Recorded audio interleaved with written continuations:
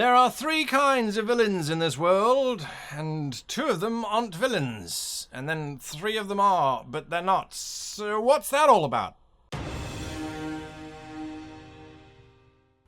Hello and welcome to this World Anvil video. My name is Guy, and today we're talking about the Nemesis/villain subtopic template within the character template on World Anvil. Now, I've gone into a character here that I've made previously. We have looked at Rakir Voth Dar Chargol before, and we've now got this new template added if you have the RPG module activated, and it has these three things: Fodder, Plotter, and Nemesis. Now, Fodder and Plotter are both as videos on the channel. You can go and check those out. Otherwise, today we're looking at Nemesis or Villain.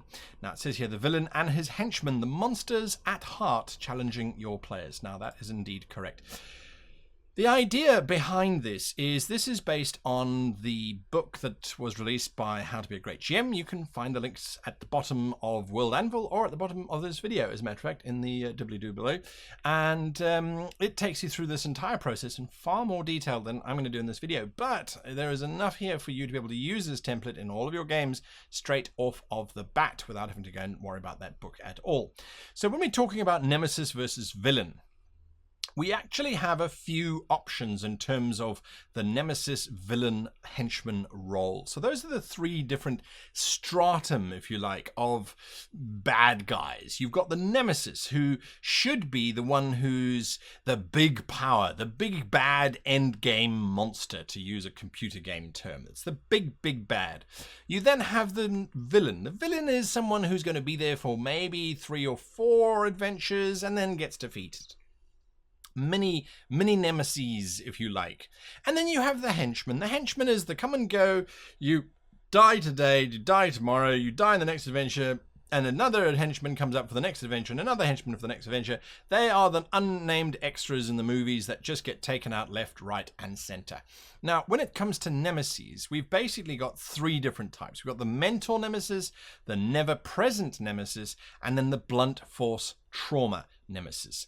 Suffice it to say, blunt force trauma nemesis are present at all times. They are visible on the battlefield. They antagonize the party. They are very much part of the party's misery and difficulty in terms of the campaign. So they're always there. They're always violent. Think, say, Darth Vader to Luke Skywalker. He's always around. He's always a threat. And when they engage, he's always dangerous. The never-present Nemesis is someone who works from the shadows, someone whom the party might not even know about for the first half of the campaign. They are literally in the background pulling the strings until eventually they get revealed for the true terror they are. If you like, in this particular case, it would be, say, Sauron, the white wizard who manipulates everybody into thinking he's on their side. Meanwhile, in the background, he's busy building up a giant army of orcs in The Lord of the Rings. The mentor nemesis is someone who helps grow and guide the player's characters, at least for the first half of the campaign, and then suddenly, when the player characters have got to a certain point, the mentor nemesis reveals themselves to have been the ultimate evil in the first place, and they were just grooming the players, the party. They were grooming the PCs to do something for them, something truly evil and diabolic, at which point, of course, the PCs now rebel against their old mentor, who now becomes a blunt force trauma Nemesis. So he changes positions. In terms of villains, we don't really have to think about them in these kinds of spaces, and henchmen certainly we don't think about that much at all. We really don't need to add in that level of detail. Now, obviously they need a title, and with the title and generally with your ranking within this 3-step process, you have the nemesis, you have the villain, and then you have the henchman. The henchman reports to the villain reports to the nemesis, and the nemesis is all powerful. So that's why with the nemesis we have those 3 distinctions: the blunt force trauma, the mentor, and of course the never present. Now, if you are dealing with a villain, why do they follow the nemesis? Why do they follow the nemesis? If you're dealing with a henchman, why does the henchman follow the villain? What is it? Is it a desire for them to take their place?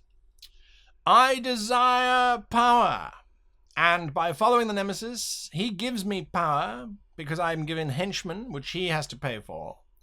But ultimately, one day, I would like to take over his position and rule for all eternity, because I am a villain, and that is what I do. I am villainous. I am a henchman because one day I plan on being the villain. I will rise through the ranks. I desire that situation, that position. I desire it, I crave it, I want it. Now, a villain or a nemesis, a villain or a henchman, thank you, words. A villain or a henchman might desire the position that the nemesis is in. Why is this important for us to know when it comes to these kinds of characters? Well, what it means is if the PCs offer the villain or the henchman, if they offer to help them gain that position, the villain or the nemesis, the villain or the henchman might go, "Oh, so you mean if I don't kill you now, you will help me defeat the big bad and install me as the big bad? Well, that is what I desire, so yes, I will work with you." It allows your PCs an escape route. If they get trapped by the villain or the henchman, they can offer to help elevate them to the position that they desire, and that allows the plot and the story to continue without your PCs basically being killed. They could be ignorant of the situation that they are in. In other words, they just don't know that they have an option. Igor, for example, who serves Frankenstein.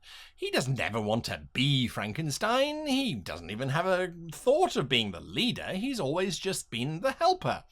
So someone who's brainwashed into believing that the bad guy, the big bad guy, whether it's a villain or a nemesis, is the all-powerful, they just don't know about it. If the all-powerful is godlike, they might just not think that there is anything that they can do against them, and so they're going to serve them anyway. Generally speaking, the ignorant NPC is not going to be able to be turned against their master because they just never have any concept of being able to do so in the first place. It could be respected. If the villain or the henchman respects the position of their boss, generally this happens in military structures, they won't defy their boss because it's a chain of command that they themselves require in order to have an existence. If we take out the admiral, that means that I, as the captain, take over, and then that means that my lieutenants could take over from me because I took over from the admiral. It breaks the whole chain of command. No. We have to follow the chain of command. What this does is this creates villains and henchmen who don't question their boss. Their boss is some kind of authority, and the boss says, invade this country, and the villains and the henchmen will invade that country unquestioning. They will go off and they will do it. They know that there's a hierarchical structure, and they worship and respect that hierarchical structure.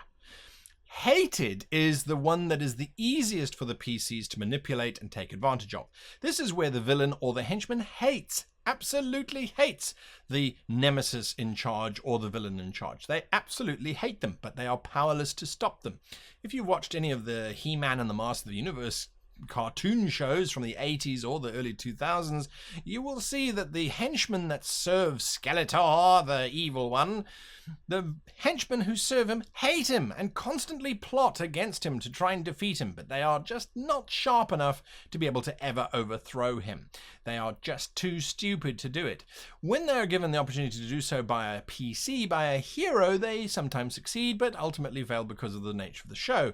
However, in this case, a henchman or a villain who hates the nemesis can be used by the PCs to be turned against to then destroy that individual. Now, they don't necessarily seek to want to become that individual. That's a desired status.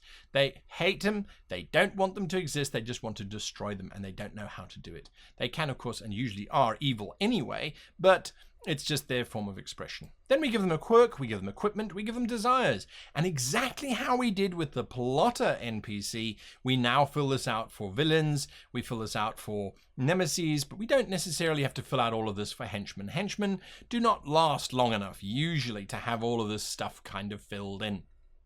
It really isn't necessary. And then, of course, there's a biography, and then what have you seeded.